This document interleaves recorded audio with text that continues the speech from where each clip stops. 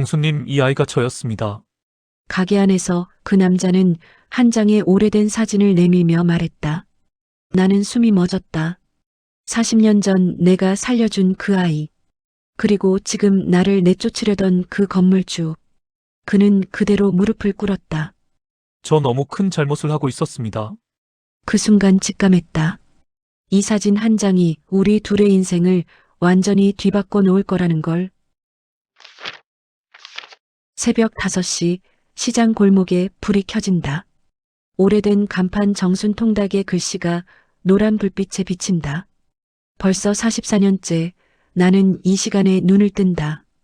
남편이 세상을 떠난 지 25년. 하지만 여기서의 습관은 여전히 그의 손길이 닿아 있는 듯하다. 주방 전등이 켜지면서 하얀 연기가 천천히 피어오른다.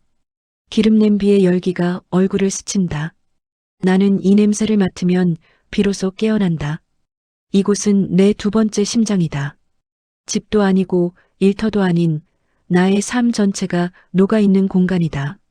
손님들은 이 가게에 닭고기를 먹으러 오지만 나에게 이곳은 남편과의 약속을 지키는 장소다. 저기 보세요. 언제나 정순통닭은 여름에도 겨울에도 불이 켜져 있어요. 어제도 손님이 그렇게 말했다. 그 말을 들을 때마다 나는 이 가게의 불이 절대 꺼지지 않을 거라는 확신이 생긴다. 시장은 변했다. 내가 이 골목에 들어왔을 때는 100여 개 가게가 빼곡했었다. 생선 파는 아주머니, 반찬 파는 할머니, 옷 파는 할아버지들이 모두 있었다. 그들은 이제 어디로 갔을까? 프랜차이즈 카페가 들어섰고 대형마트 맞은편에 새로운 건물이 솟아났다. 하나둘 가게들이 문을 닫았다. 나는 그 변화를 보면서도 여전히 이 자리에 섰다. 왜 안 옮기세요? 손님들이 자주 물었다. 하지만 나는 말했다. 사람은 떠나도 이 냄새는 남거든요. 그 말은 거짓이 아니었다. 밤새 우려낸 육수의 냄새, 끓는 기름에서 나는 그 향기는 이 골목에만 있다. 대형마트의 냉동 치킨과는 다르다. 새벽부터 직접 손질한 닭다리, 비법의 양념에 재워 기름에 튀긴 맛은 돈으로 살 수 없다. 손님들이 돌아와서 또 돌아오는 이유는 그것이었다. 정순 아주머니, 당신이 있는 한 이 가게는 죽지 않는다고 생각해요. 70대 단골 할아버지가 지난주에 그렇게 말했다. 그 말을 들으면서 나는 깨달았다. 이 가게는 더 이상 내 것이 아니라 이 골목의 마지막 불빛이 되어버렸다는 것을. 그리고 나는 그 불을 지키는 일이 내 마지막 숙명이라는 것도. 그날은 월요일이었다. 점심 손님이 한창일 때 건물 입구에서 낡은 슬리퍼 소리가 들렸다. 나는 처음에는 그것이 누군지 몰랐다.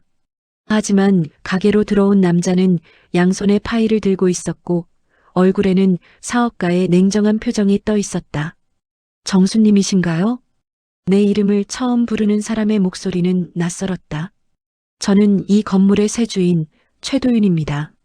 새 주인이라는 말이 귀에 들어왔을 때 나는 이미 무언가 잘못되었다는 것을 느꼈다. 이 건물은 재건축 대상지로 지정되었습니다. 그의 목소리는 계속 이어졌다. 따라서 2달 안에 가게를 비워주셔야 합니다. 2달. 나는 그 시간을 헤아릴 수 없었다. 44년을 이곳에서 보낸 사람에게 2달은 너무나 짧았다. 말이 되십니까? 내 목소리가 떨렸다. 여기는 제 가게입니다. 제 삶입니다. 도윤은 파일을 테이블에 내려놓았다. 법적으로는 건물주의 결정이 우선입니다. 재건축 절차상 모든 임차인이 퇴거해야 합니다. 그의 말은 정중했지만 그것이 더 차가웠다. 보상금도 드릴 준비가 되어 있습니다. 보상금. 나는 피식 웃음이 나왔다.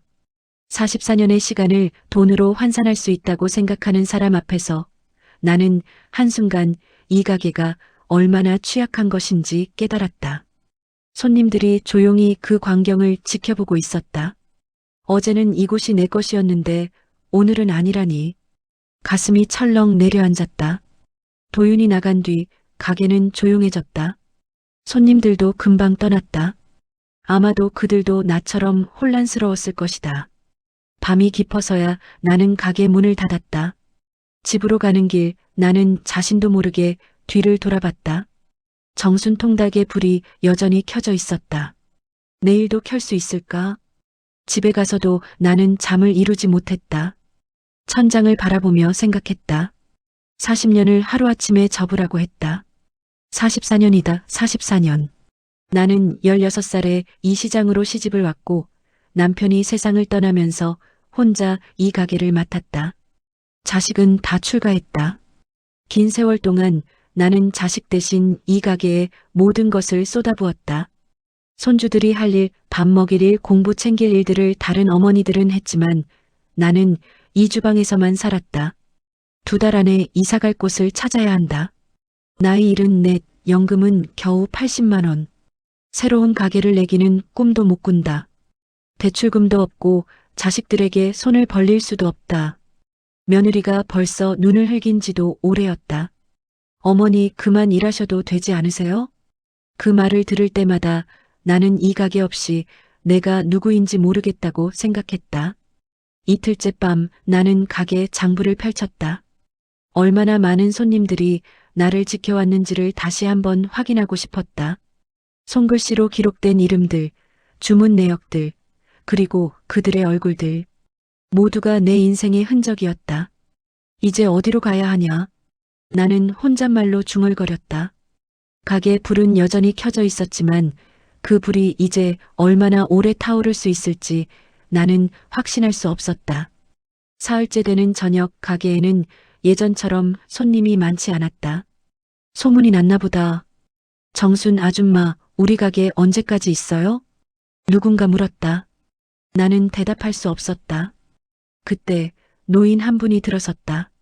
78세의 박성만이었다. 이 사람은 내가 가게를 낸 지 3년째 되던 해부터 와줬다. 40년이 넘게 매주 금요일 저녁이면 꼬박꼬박 이곳에 왔다. 평생 사진을 찍던 분이었다. 아줌마 얼굴이 좋지 않으신데요? 성만은 옛날과 다르지 않은 목소리로 물었다. 괜찮습니다. 나는 웃음을 지었지만 그 웃음이 거짓임을 그도 알았을 것이다. 손님이 떠난 뒤 그는 테이블에 앉아 오래 있었다. 2시간을 그 자리에서 보냈다. 그리고 가면서 낡은 봉투 하나를 건넸다. 아줌마, 이것 좀 봐주세요. 봉투는 너무 오래되어 종이가 누렇게 변해 있었다. 이게 뭔데요? 이 안에 주인장님이 모를 수도 있는 인연이 있어요. 성만의 목소리는 평소와 다르게 조심스러웠다. 이것이 혹시 도움이 될 수도 있으니까. 그는 더 이상 말하지 않았다. 가게 문을 나가면서도 그는 뒤를 돌아보지 않았다. 나는 봉투를 들었다. 손이 떨렸다. 무언가 이상했다. 그의 목소리 톤, 그의 행동, 그리고 이 낡은 봉투. 마치 그가 무언가 중요한 것을 전하기 위해 기다리고 있었다는 듯 했다. 봉투를 열었다. 안에는 오래된 사진 여러 장이 들어 있었다. 빛바랜 흑백 사진들. 아래에 날짜가 적혀 있었다. 1985년이라고 쓰여 있었다. 40년 전이었다. 사진 속에는 젊은 여자가 있었다. 나였다. 하지만 그 사진 속의 내 옆에는 어린 남자아이가 있었다. 그 아이를 내가 안고 있었다. 나는 손을 떨며 사진을 들었다. 이게 뭐지? 내가 아는 기억이 아니었다. 하지만 사진 속의 내 얼굴, 내 손, 그리고 그 아이의 모습은 너무나 생생했다. 가슴이 철렁 내려앉았다. 무언가 오래된 기억이 깨어나고 있었다. 그날 밤 나는 사진을 들었다 놨다를 반복했다. 1985년. 그것은 내가 가장 힘들던 시절이었다. 남편이 병으로 누워있던 해였다. 그해 여름 나는 시장 골목을 매일 돌아다녔다. 하지만 사진 속의 그 어린 남자아이는 누구였을까? 나는 그 남자아이의 얼굴을 자세히 들여다봤다. 어딘가 낯선데 또 낯설지 않은 느낌이었다. 혹시 이웃 아이였나? 아니면 시장에서 본 아이였나? 기억이 자꾸 흐릿했다. 나이가 들면서 지워지는 것들이 있다. 하지만 이 사진은 뭔가 중요한 것을 말하고 있었다. 성만이가 왜 이것을 전했는지 그것도 도움이 될 수 있다며. 나는 자식들에게 물어볼 수도 없었다. 엄마, 그런 사진 왜 봐? 며느리가 그렇게 물을 게 뻔했다. 나는 사진을 봉투에 넣고 숨겼다. 가게 장롱 밑에. 이튿날 나는 부동산을 찾아갔다. 이사 갈 곳을 알아봐야 했다. 일은 내시신데 새로운 임차료는 보증금이 얼마나 되세요? 부동산 중개인은 미안한 표정으로 물었다. 저는 현금이 거의 없습니다. 내 목소리는 작았다. 지금까지 가게에 모든 돈을 썼거든요. 부동산 중개인은 한숨을 쉬었다. 일단 알아봐 드릴 텐데요. 시간이 걸릴 것 같습니다. 그 말은 절망을 뜻했다.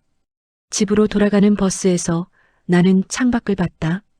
시장 골목도 멀어져 갔다. 그 길이 이제 내 것이 아닐 수도 있다는 생각이 들었다.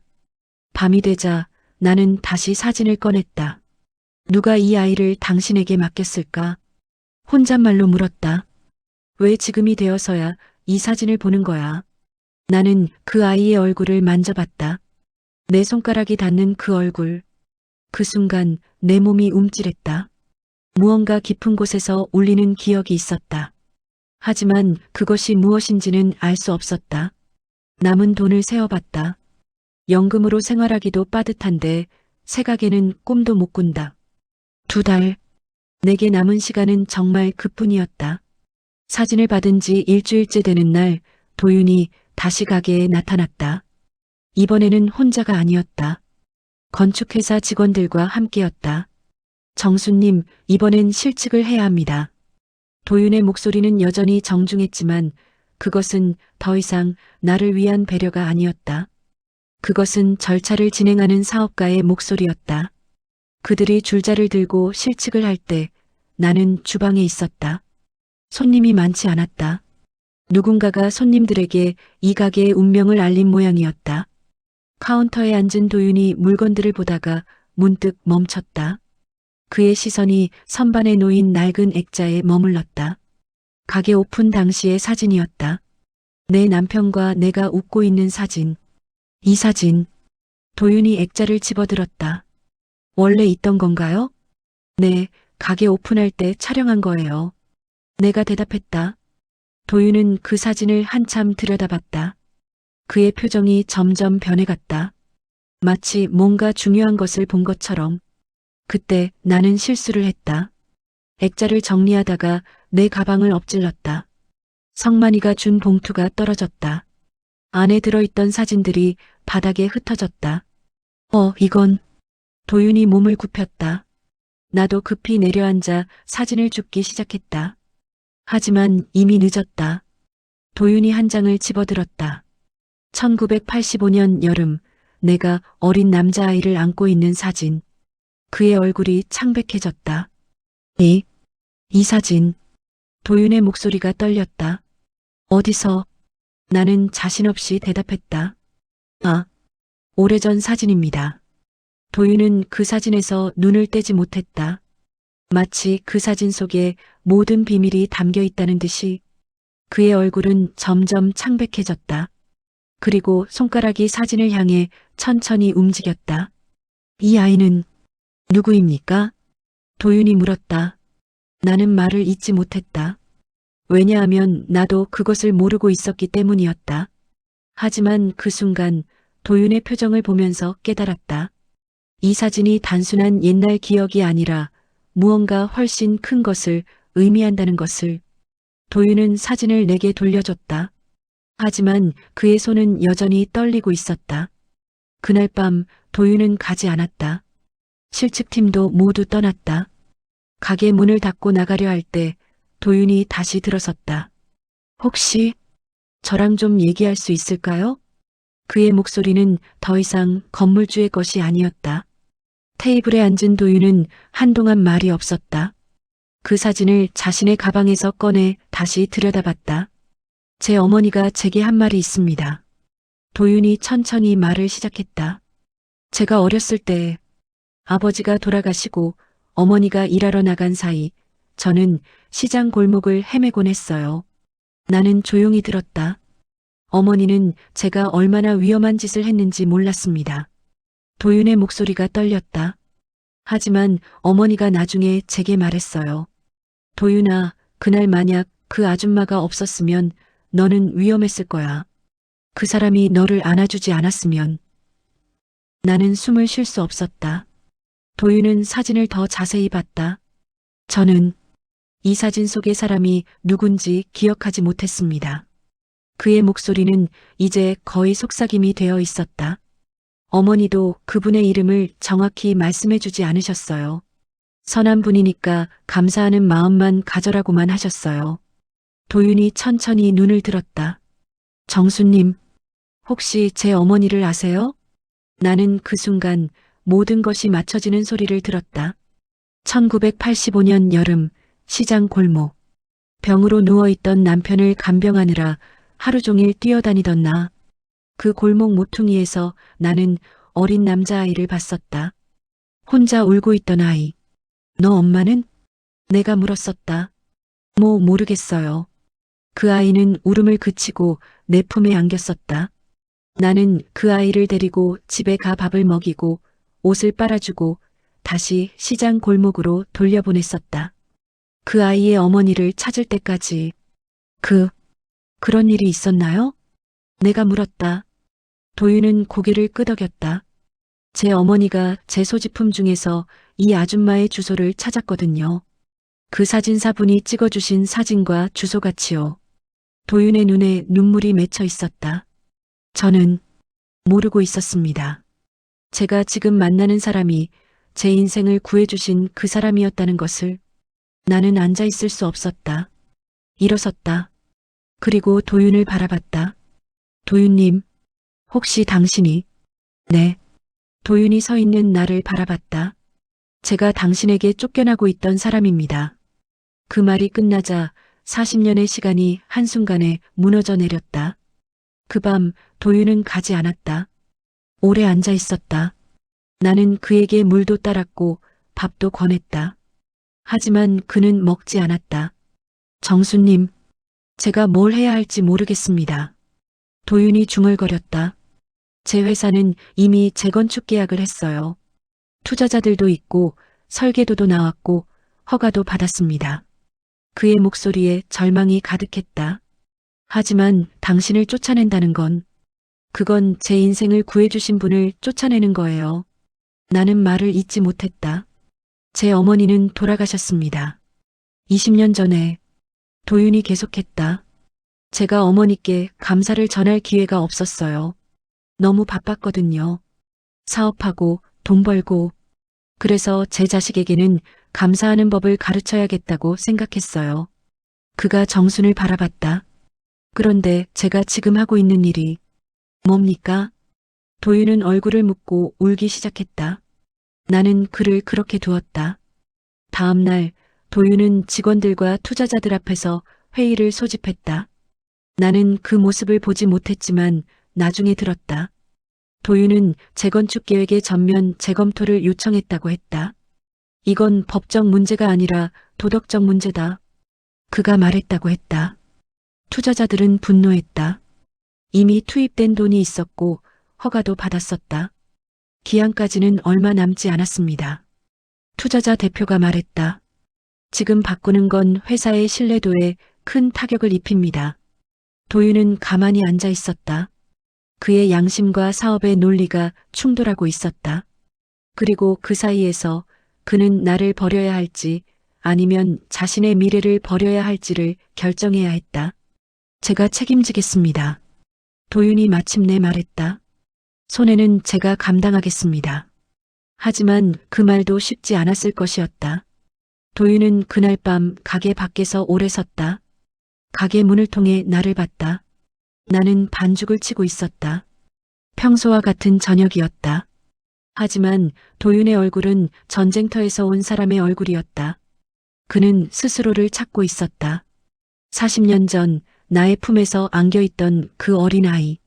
그 아이의 양심이 지금 그를 흔들고 있었다. 그날은 깊은 밤이었다. 가게 손님이 모두 떠난 후 나는 혼자 정리를 하고 있었다. 그때 문이 열렸다. 도윤이었다. 그의 얼굴은 창백했다. 마치 큰 결정을 하고 온 사람의 얼굴이었다. 정수님, 도윤이 천천히 다가왔다. 제가 뭘 해야 할지 알았습니다. 그의 목소리는 떨리고 있었다. 지난 이틀간 저는 투자자들과 싸웠습니다. 변호사와도 만났고 손해배상 규모도 계산했습니다. 나는 말을 할 수 없었다. 도윤은 계속 걸어왔다. 그리고 내 앞에서 천천히 무릎을 꿇었다. 제가 저를 살려주신 분을 몰라보고 이렇게 내쫓으려 했습니다. 그의 목소리는 이제 거의 들리지 않을 정도였다. 죄송합니다. 정말 죄송합니다. 나는 뒤로 물러섰다. 이런 일이 일어나서는 안 되는 건데. 일어나세요. 내가 말했다. 당신은 잘못한 게 없어요. 당신은 사업가일 뿐이고 당신의 결정은 타당했어요. 하지만 도윤은 일어나지 않았다. 아닙니다. 그가 말했다. 제가 잘못했어요. 누군가의 인생을 돈으로 환산했어요. 그걸 잊었어요. 도윤의 어깨가 흔들렸다. 그는 울고 있었다. 나는 그를 일으켰다. 손을 잡아당겼다. 도윤, 들어봐요. 기억 못하는 게 죄는 아니야. 누구나 잊어요. 하지만 이렇게 찾아와서 마음을 전하는 건 큰 용기야. 내 목소리도 떨리고 있었다. 당신 어머니는 당신이 이렇게 할 줄 알았어. 그래서 그 사진을 남기신 거야. 도윤이 드디어 일어섰다. 제가 정수님의 가게를 지킬 수 있게 해주세요. 그가 말했다. 재건축은 취소하겠습니다. 투자자들에게는 제가 책임지겠습니다. 대신 정수님이 편히 이 가게를 운영할 수 있게. 나는 그의 말을 막았다. 일단 앉아요. 우리는 테이블에 앉았다. 내가 왜 성만 씨한테 그 사진을 받았는지 아세요? 내가 물었다. 도윤은 고개를 저었다. 성만 씨가 말했어요. 자기가 기억이 얼마 안 남았대요. 그래서 마지막으로 전하고 싶은 것들을 사진에 담아두는 거라고. 도윤의 얼굴이 다시 일그러졌다. 그 사진은 사실 당신 어머니가 성만 씨에게 맡겼던 거예요. 혹시 모를 나를 대비해서, 자식이 길을 잃을 때를 위해서. 나는 도윤의 손을 잡았다. 당신은 길을 찾았어. 지금이라도 늦지 않았어. 당신의 선택이 맞아. 그 순간 도윤은 내 손을 맞잡았다. 그리고 눈물을 흘렸다. 40년의 시간이 이 한순간에 녹아내렸다. 밤이 깊어졌다. 나는 도윤을 위해 국수를 삶았다. 먹어봐요. 내가 밥그릇을 내밀었다. 도윤은 처음엔 거부하려 했지만 결국 수저를 들었다. 엄마, 아니, 정수님께서 이렇게. 그의 말이 끝나지 않았다. 나는 웃었다. 내가 당신 엄마는 아니지만 당신을 한번 안아준 사람이니까. 밥 한 그릇 챙겨주는 건 당연하지. 도윤은 국수를 먹기 시작했다. 그 모습을 보면서 나는 40년 전을 생각했다. 그때도 이렇게 밥을 먹였었다. 그때는 아무것도 아닌 것처럼. 당신이 누구인지도 모르면서. 하지만 이제는 달랐다. 이제는 알았다. 그 어린아이가 어떤 사람이 되었는지. 그리고 그가 내 앞에서 무릎을 꿇을 정도로 좋은 사람이 되었다는 것을. 정수님, 제 약속을 들어주시겠어요? 도윤이 물었다. 재건축은 취소합니다. 당신이 평생 이 가게를 운영할 수 있도록 제가 건물을 지켜드리겠습니다. 나는 도윤을 바라봤다. 그런데 당신이 무슨 책임을 져요? 당신은 아무 죄도 없어요. 도윤이 말했다. 이제 제가 당신을 도와드릴 차례입니다. 그게 맞아요. 나는 도윤의 손을 잡았다. 고마워요. 정말 고마워. 그 말을 하면서 나는 눈물이 흘렀다. 40년을 혼자 지킨 가게. 절망하던 나를 구해준 것은 사진이었고 도윤이었다. 하지만 가장 중요한 건 인연이라는 것이 얼마나 깊고 오래가는 것인지를 깨달은 것이었다. 당신 어머니도 저 어딘가에서 봐주실 거예요. 내가 말했다. 도윤은 고개를 끄덕였다. 네. 어머니가 저를 이끌어 주신 것 같아요. 우리는 그렇게 앉아 있었다. 깊은 밤 가게 테이블에서, 과거와 현재가 만나는 자리에서, 그리고 미래가 다시 시작되는 곳에서. 내일 아침 이 가게의 불은 여전히 켜질 것이었다. 하지만 이제 그 불은 혼자가 아닌 누군가가 함께 지켜주는 불이 되어 있을 것이었다. 일주일이 지났다. 도윤은 모든 절차를 마쳤다. 투자자들과의 싸움, 손해배상 협상, 그리고 건축 허가 취소. 그의 회사는 큰 손실을 입었다. 하지만 그는 후회하지 않았다. 어젯밤 변호사와 함께 도윤은 내 가게에 찾아왔다. 정수님, 이것을 보셔야 합니다. 변호사가 서류를 내밀었다. 이것은 당신이 이 건물의 임차인으로서 평생 운영권을 보장받는 계약서입니다. 내 손이 떨렸다. 이건 뭐예요? 당신이 이 가게를 운영하는 한 아무도 당신을 내쫓을 수 없다는 뜻입니다. 변호사가 설명했다. 건물주가 변경되더라도 이 계약은 유효합니다. 법적으로 보장됩니다. 나는 종이를 만졌다. 44년을 이곳에서 보냈지만 처음으로 내 이름이 법으로 보호받고 있다는 느낌이 들었다. 그리고 추가로 도윤이 또 다른 서류를 내밀었다. 이 골목의 노포들을 보존하고 새로운 활성화 프로젝트를 시작하려고 합니다. 서류에는 사진이 여러 장 붙어 있었다. 낡은 시장 골목의 모습들이었다. 우리는 이곳을 노포 보존거리로 만들겠습니다. 도윤이 계속했다. 당신의 가게가 중심이 되고 주변 가게들도 현대화와 전통을 함께 유지하는 방식으로 재정비하겠습니다. 내가 이해하지 못하는 표정을 짓자 도윤이 다시 말했다. 당신이 40년을 지켜온 것이 단순히 가게가 아니라 이 골목의 문화라는 걸 깨달았어요. 그의 눈에 다시 눈물이 맺혀 있었다. 제 어머니도 이곳을 지나갈 때마다 이 냄새를 맡으셨을 거예요. 그리고 이곳에 사람들이 모여 웃고 먹고 살아가는 것을 봤을 거예요. 도윤은 내 손을 잡았다. 그것을 저도 지키고 싶어요. 당신처럼. 나는 한참을 말을 할 수 없었다. 이런 일이 당신은 이미 해주셨습니다. 도윤이 말했다. 40년을 혼자 해내셨어요. 이제 제가 도와드릴 차례입니다. 변호사가 계약서에 사인할 자리를 가리켰다. 나는 펜을 들었다. 손이 떨렸다. 평생 임차인이었던 내가 이제 법적으로 이 자리를 지킬 수 있다는 게. 나는 천천히 사인했다. 정순. 그 이름을 써내렸을 때 가슴이 철렁 내려앉았다. 44년간 지켜온 것이 이제 공식적으로 내 것이 될 날이 왔다.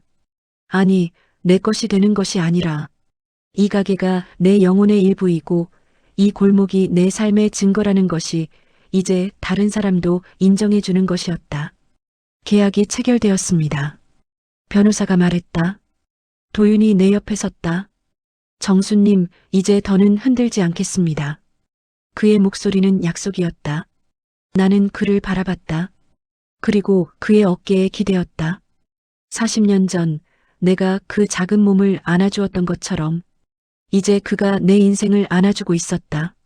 새벽 5시. 나는 여전히 이 시간에 눈을 뜬다. 하지만 이제는 다르다. 시계를 들었다가 내려놓는다. 오늘도 가게를 열어야 한다. 하지만 이제 문을 닫을 날이 정해지지 않았다. 주방에 들어서면서 불을 켠다.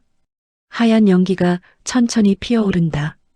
기름 냄비의 열기가 얼굴을 스친다. 이 냄새가 여전히 나를 깨운다. 하지만 이제는 이 냄새가 나만을 위한 것이 아니라는 것을 안다. 도윤이 어제도 들어왔다. 정수님, 오늘 시장 골목 프로젝트 공사가 시작됩니다. 그가 말했다. 주변 가게들도 함께 단장하게 될 것이었다. 낡은 간판들이 정리되고 길이 깨끗해질 것이었다. 하지만 정순 통닭의 간판만은 그대로 둘 것이었다. 이 간판은 역사입니다. 도윤이 말했다. 이걸 지켜야 해요. 나는 가게를 정리한다. 테이블을 닦고 의자를 정렬한다. 손님이 들어올 준비를 한다. 어제처럼 그저 일상처럼. 하지만 그 일상이 이제 영원한 일상이 되리라는 것을 안다. 문을 열 때 햇빛이 안으로 들어온다. 거리의 풍경이 보인다. 시장 골목은 여전히 낡아 보이지만 조금씩 변하고 있다. 도윤이 약속했다. 이곳이 옛것을 소중히 여기는 거리가 될 것이라고. 손님이 들어온다.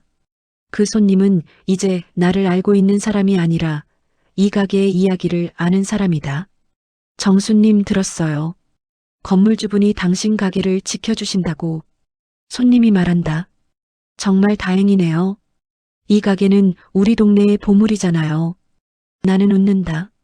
그 말이 얼마나 고맙고 얼마나 따뜻한지.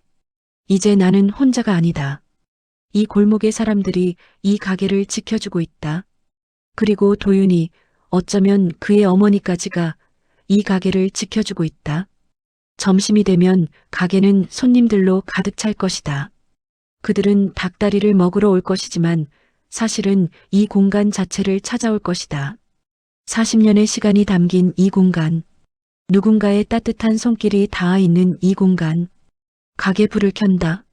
노란 불빛이 간판을 밝힌다. 정순통닭. 이 글씨는 이제 더 이상 혼자의 불빛이 아니다. 이것은 골목의 불빛이고 희망의 불빛이다. 그리고 인연의 불빛이다. 40년의 세월 속에서도 꺼지지 않는 우리 모두의 불빛. 나는 가게 문을 활짝 연다. 손님을 맞이할 준비가 되었다. 오늘도 내일도 그리고 영원히. 계절이 바뀌었다. 3개월이 지났다. 시장 골목은 완전히 달라져 있었다. 포장도로가 새로 깔렸고 가로등이 설치되었다. 하지만 가장 중요한 건 사람들이 다시 돌아왔다는 것이었다. 정수님, 우리도 가게를 단장했어요. 옆 가게 아주머니가 웃으며 말했다. 그녀는 40년을 이웃 가게에서 만두를 빚고 있던 분이었다. 처음엔 가게를 닫을 준비를 하고 있었다. 하지만 도윤의 노포 보존 프로젝트가 시작되면서 그것도 달라졌다. 내가 지키는 것도 의미가 있구나. 그녀가 말했다. 그리고 가게 간판을 새로 칠했다. 더 이상 낡은 것이 아니라 깔끔하면서도 옛 정취를 유지하는 모습으로. 골목 입구에는 새 안내판이 세워졌다. 노포 보존거리 40년 이상의 역사를 간직한 상인들의 거리. 사진과 함께 내 가게의 이야기도 소개되어 있었다. 40년을 고집한 정순통닭, 정수님과 도윤님의 감동인연. 처음엔 쑥스러웠다. 하지만 이제는 다르다. 이 거리의 사람들이 그렇게 바라봐주면 그것도 의미가 있다고 생각한다. 어제 도윤이 손을 잡고 온 어린아이가 있었다. 정순 할머니, 제 아버지가 이 가게에서 자랐대요. 그 아이가 말했다. 도윤의 아들이었다. 나는 그 아이를 바라봤다. 넘어서 3대까지 이 인연이 이어지고 있었다. 도윤의 아들이었다. 그래, 맞아. 너 아버지가 자주 왔어. 나는 아이의 머리를 쓸어주었다. 그 아이도 언젠가 이 이야기를 자신의 자식에게 전할 것이다.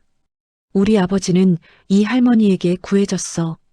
그렇게 말하면서 골목 끝에는 작은 카페가 생겼다. 프랜차이즈가 아니라 이 거리의 젊은 사업가가 직접 문을 연 곳이었다. 그곳에서는 가게의 역사를 담은 사진들을 전시하고 있다. 성만 씨가 촬영한 사진들이었다. 그는 이제 80대 후반이지만 여전히 이 골목을 촬영하고 있다. 내 마지막 프로젝트가 될 것 같습니다. 성만 씨가 웃으며 말했다. 이 거리와 이 거리를 지킨 사람들의 이야기를 담고 싶어요. 밤이 되면 골목은 부드러운 조명으로 빛난다. 가로등들이 켜지고 가게의 불들도 켜진다. 가게마다 다른 색의 불빛이 모여 거리 전체를 밝힌다. 정순통닭의 노란 불도 그중 하나다. 하지만 이제는 혼자가 아니다. 옆 가게의 불, 맞은편 가게의 불, 그리고 카페의 불, 모두가 함께 이 거리를 밝히고 있다. 도윤이 나란히 섰다. 정수님 보세요. 이 거리가 살아났어요. 그의 목소리는 자랑스러웠다. 네, 살아났어요. 나도 웃었다. 우리 모두가 함께 살린 거지. 그것이 가장 큰 의미였다. 돈이 아니라 사람의 마음이 이 거리를 살렸다. 40년을 혼자 지킨 내 고집과 도윤의 미안함과 책임감, 그리고 골목 사람들의 연대, 그것들이 모여서 죽어가던 거리가 다시 숨을 쉬고 있었다. 오늘은 특별한 날이었다. 성만 씨의 사진전이 열리는 날이었다. 40년의 기억 한거리의 이야기라는 제목으로 골목 카페는 사람들로 가득 찼다. 내가 아는 손님도 있고 모르는 손님도 있었다. 하지만 모두가 이 거리의 이야기를 알고 있었다. 신문에도 났고 인터넷에도 올라왔다. 40년 노포의 미담, 인연이 거리를 살렸다. 도시 재생의 새로운 모델.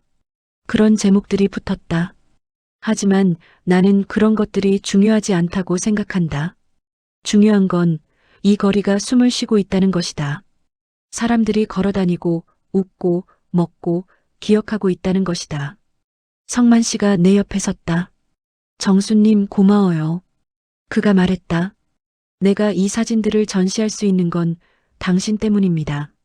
나는 고개를 저었다. 당신이 찍은 사진이 있었기 때문입니다. 우리는 다만 우리의 역할을 했을 뿐이에요. 도윤도 그 옆에 있었다. 아들도 함께 있었다. 할머니, 나 자라서 이 거리의 사진도 찍고 싶어요. 아들이 말했다. 나는 웃었다. 그럼 넌 우리의 이야기를 다음 세대에 전해주는 거네. 좋은 일이지. 그 아이의 눈빛이 밝았다. 사진전을 돌아다니며 나는 내 모습을 봤다. 1985년의 사진. 젊은 내가 어린아이를 안고 있는 모습. 그 사진 옆에는 설명문이 있었다. 1985년 여름 시장 골목에 한 여자가 길을 잃은 아이를 안아주었다. 그로부터 40년 후 그 아이는 그 여자의 가게를 지켜주기로 결정한다. 이것이 인연이다. 나는 그 설명문을 읽으며 눈물이 나왔다. 40년의 시간이 한 문장으로 압축되어 있었다. 그리고 그것이 정확하게 우리의 이야기를 담고 있었다. 당신은 무언가를 심었어요. 도윤이 내 어깨에 손을 놨다. 40년 전에 당신은 어린아이의 마음에 선함을 심었어요. 그것이 이제 거리 전체에 피어났어요. 나는 도윤을 바라봤다. 당신도 그걸 전해줬어요. 당신의 어머니가. 도윤은 고개를 끄덕였다. 네, 어머니가 저에게 당신의 사진을 남겨주셨거든요. 우리는 함께 그 자리에 섰다. 과거와 현재, 그리고 미래가 한 점에서 만나는 자리에서 밤이 되면 거리의 불은 더욱 밝아진다. 가게의 불, 거리의 불, 사람들의 웃음이 모여서 이곳은 이제 죽은 거리가 아니다. 이곳은 사람들이 기억하고 싶은, 사랑하고 싶은 거리가 되었다. 나는 문득 생각한다. 혹시 어딘가에서 도윤의 어머니도 이 거리를 보고 있을까? 자신의 아들이 결국 올바른 선택을 했다는 것을 보고 있을까? 그 아이가 받았던 따뜻함을 다시 누군가에게 돌려주고 있다는 것을 보고 있을까? 나는 믿는다. 선한 행동이 반드시 돌아온다는 것을. 시간이 오래 걸릴 수도 있고 예상과 다른 형태로 올 수도 있지만 결국은 그 마음이 누군가의 가슴에 닿아 있다는 것을 40년이 지난 지금 나는 그것을 확실히 본다. 그리고 이제 알 수 있다. 내 고집이, 내 선함이 나의 혼자가 아니었다는 것을. 이 거리의 모든 불이 결국 하나의 빛을 이루고 있다는 것을